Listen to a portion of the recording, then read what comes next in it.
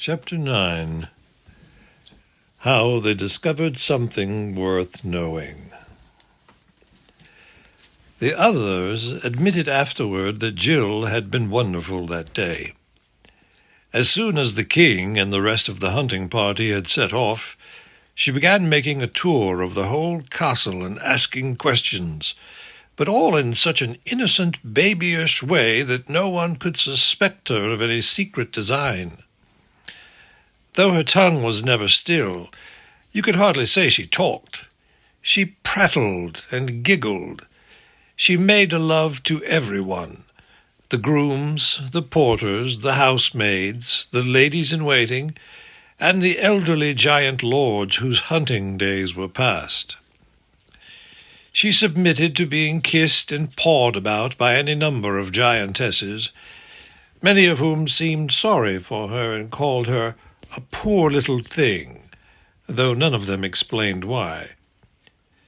She made especial friends with the cook, and discovered the all-important fact that there was a scullery door which let you out through the outer wall, so that you did not have to cross the courtyard or pass the great gatehouse.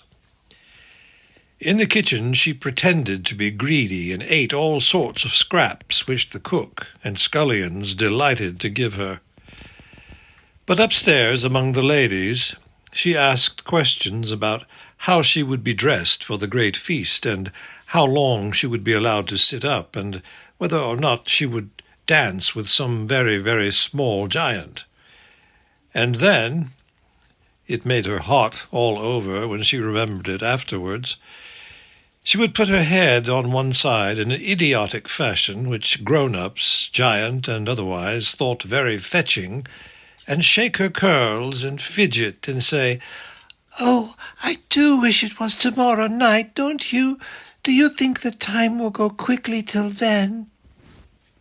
And all the giantesses said she was a perfect little darling, and some of them dabbed their eyes with enormous handkerchiefs as if they were going to cry. "They're dear little things at that age," said one giantess to another. "It seems almost a pity." Scrub and Puddleglum both did their best, but girls do that sort of thing better than boys. Even boys do it better than marsh wiggles. At lunchtime something happened which made all three of them more anxious than ever to leave the castle of the great gentle giants. They had lunch in the great hall, at a little table of their own near the fireplace. At a bigger table, about 20 yards away, 6 old giants were lunching. Their conversation was so noisy and so high up in the air that the children soon took no more notice of it than you would of hooters outside the window or traffic noises in the street. They were eating cold venison, a kind of food which Jill had never tasted before, and she was liking it. Suddenly Puddleglum turned to them, and his face had gone so pale that you could see the paleness under the natural muddiness of his complexion. He said, "Don't eat another bite." "What's wrong?" asked the other two in a whisper. "Didn't you hear what those giants were saying? That's a nice tender haunch of venison," said one of them. "Then that stag was a liar," said another. "Why?" said the first one. "Oh," said the other, "they say that when he was caught, he said, 'Don't kill me, I'm tough, you won't like me.'" For a moment Jill did not realize the full meaning of this, but she did when Scrub's eyes opened wide with horror, and he said, "So we've been eating a talking stag?" This discovery didn't have exactly the same effect on all of them. Jill, who was new to that world, was sorry for the poor stag and thought it rotten of the giants to have killed him. Scrub, who had been in that world before and had at least one talking beast as his dear friend, felt horrified, as you might feel about a murder. But Puddleglum, who was Narnian born, was sick and faint, and felt as you would feel if you found you had eaten a baby. "We've brought the anger of Aslan on us," he said. "That's what comes of not attending to the signs. We're under a curse, I expect.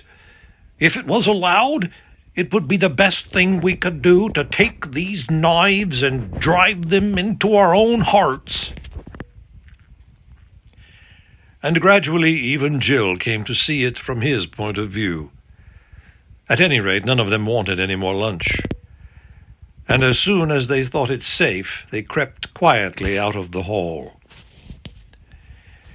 It was now drawing near to that time of day on which their hopes of escape depended, and all became nervous. They hung about in passages and waited for things to become quiet. The giants in the hall sat on a dreadfully long time after the meal was over. The bald one was telling a story. When that was over, the three travelers dawdled down to the kitchen. But there were still plenty of giants there, or at least in the scullery, washing up and putting things away.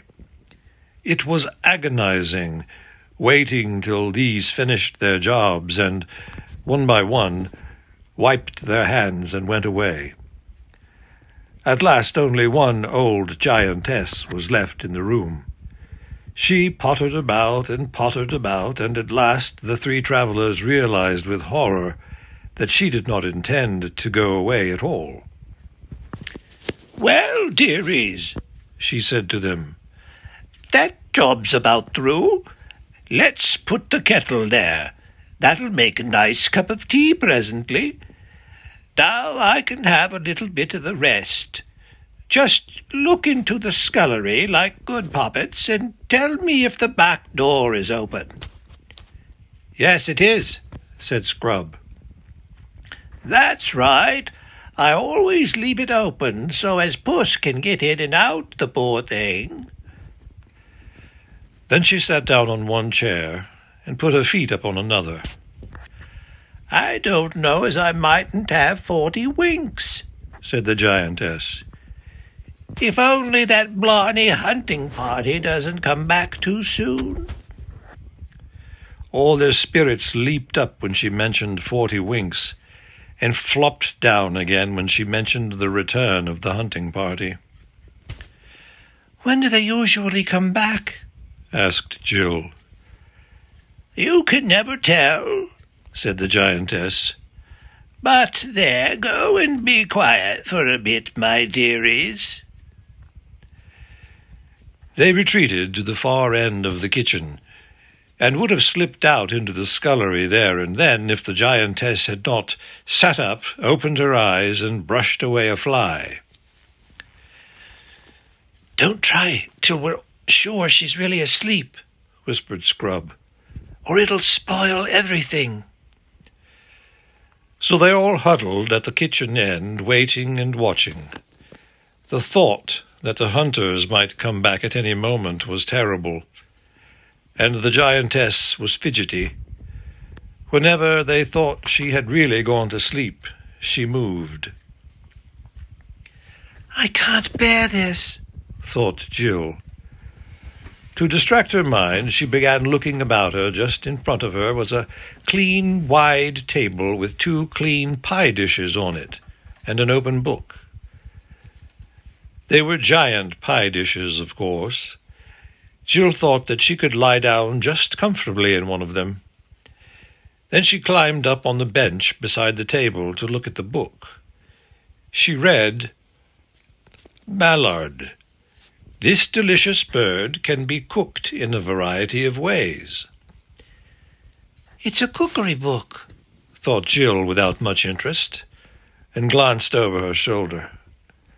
The giantess's eyes were shut, but she didn't look as if she were properly asleep. Jill glanced back at the book. It was arranged alphabetically, and at the very next entry her heart seemed to stop beating. It ran, "Man. This elegant little biped has long been valued as a delicacy. It forms a traditional part of the autumn feast, and is served between the fish and the joint. Each man—" But she could not bear to read any more. She turned round. The giantess had waked up and was having a fit of coughing. Jill nudged the other two and pointed to the book. They also mounted the bench and bent over the huge pages. Scrub was still reading about how to cook men when Puddleglum pointed to the next entry below it. It was like this: Marshwiggle. Some authorities reject this animal altogether as unfit for giants' consumption because of its stringy consistency and muddy flavor. The flavor can, however, be greatly reduced if— Jill touched his feet and Scrub's gently. All three looked back at the giantess. Her mouth was slightly open, and from her nose there came a sound which at that moment was more welcome to them than any music. She snored. And now it was a question of tiptoe work, not daring to go too fast, hardly daring to breathe, out through the scullery. Giant sculleries smell horrid. Out at last into the pale sunlight of a winter afternoon. They were at the top of a rough little path which ran steeply down, and thank heavens, on the right side of the castle, the city ruinous was in sight. In a few minutes they were back on the broad, steep road which led down from the main gate of the castle. They were also in full view from every single window on that side.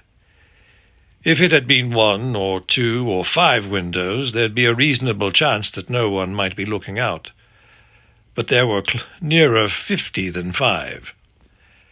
They now realized, too, that the road on which they were, and indeed all the ground between them and the city ruinous, didn't offer as much cover as would hide a fox.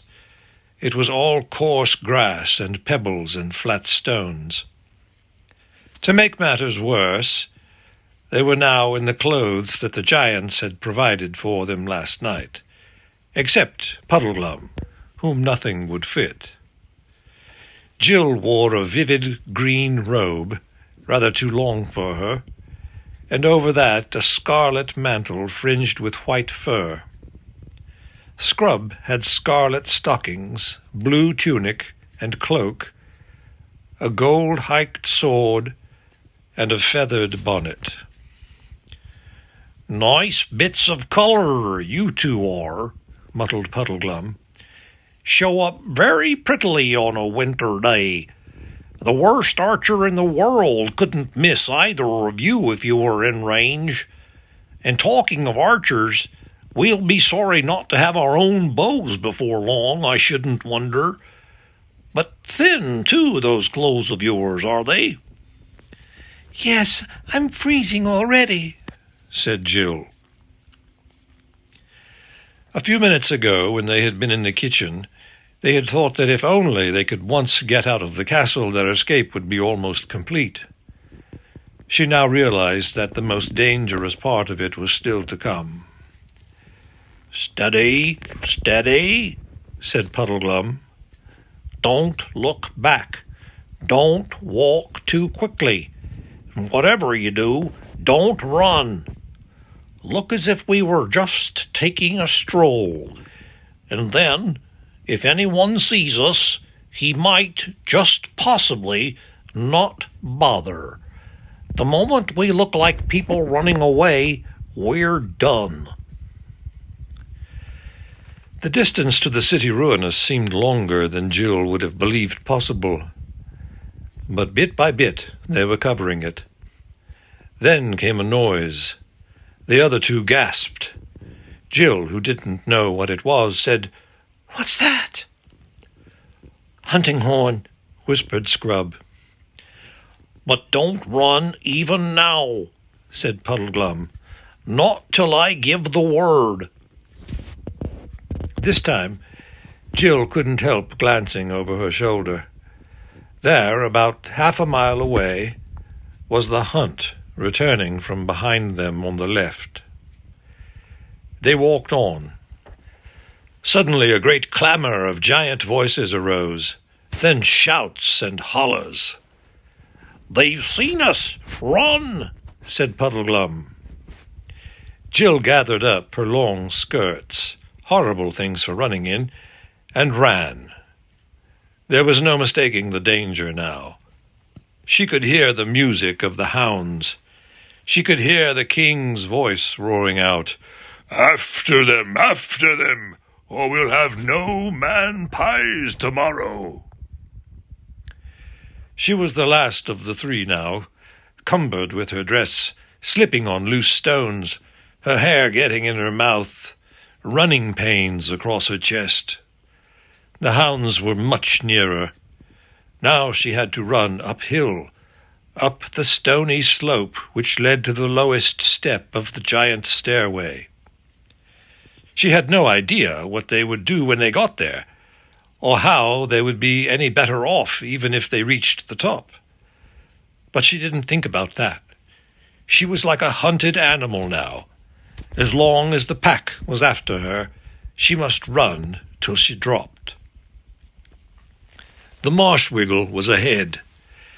As he came to the lowest step, he stopped, looked a little to his right, and all of a sudden darted into a little hole or crevice at the bottom of it.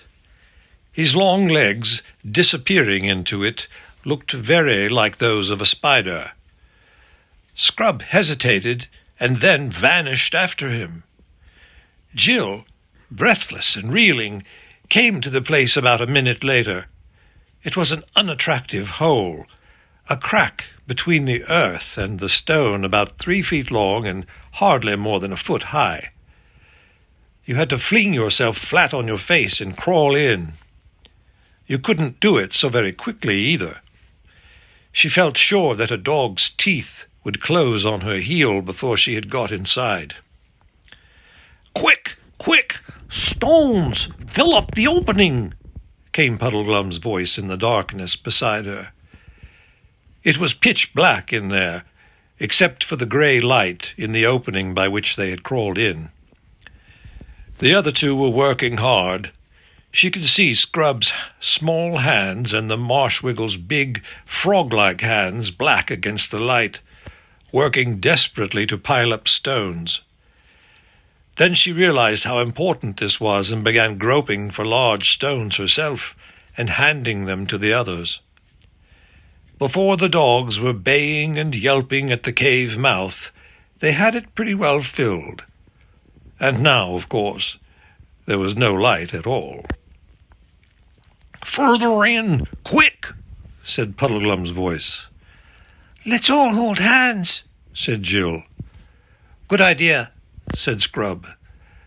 But it took them quite a long time to find one another's hands in the darkness. The dogs were sniffing at the other side of the barrier now. "Try if we can stand up," suggested Scrub. They did, and found that they could. Then Puddleglum, holding out a hand behind him to Scrub, and Scrub holding out a hand behind him to Jill, who wished very much that she was in the middle of the party and not the last, they began groping with their feet and stumbling forwards into the darkness. It was all loose stones underfoot. Then Puddleglum came up to a wall of rock. They turned a little to their right and went on. There were a good many more twists and turns. Jill now had no sense of direction at all, and no idea where the mouth of the cave lay.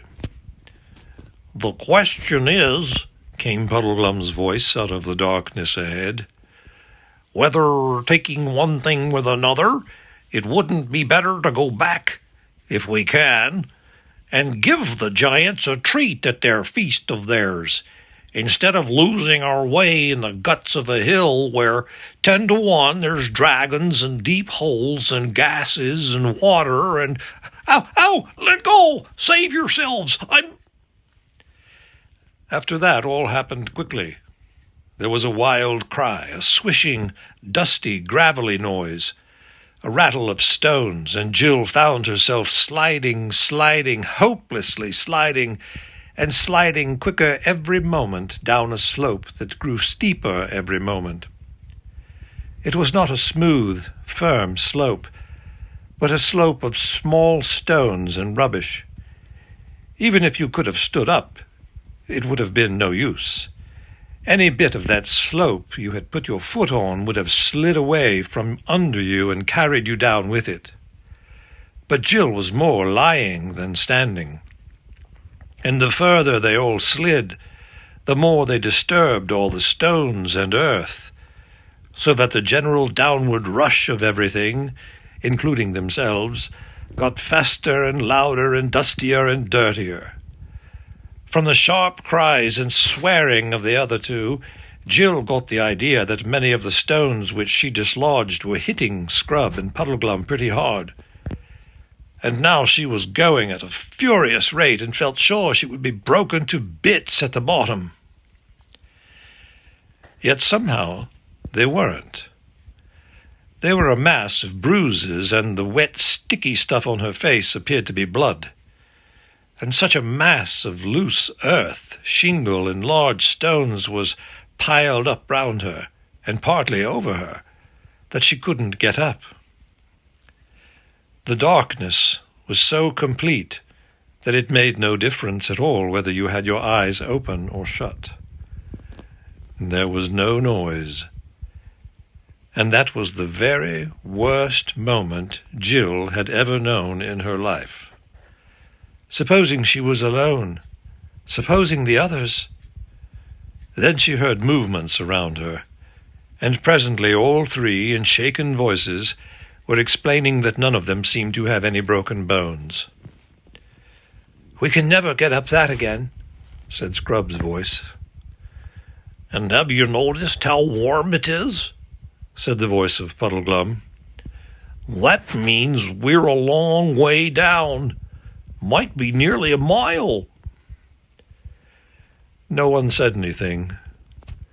Some time later, Puddleglum added, "My tinder box is gone."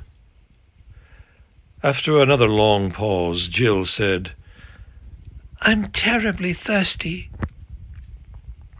No one suggested doing anything. There was so obviously nothing to be done.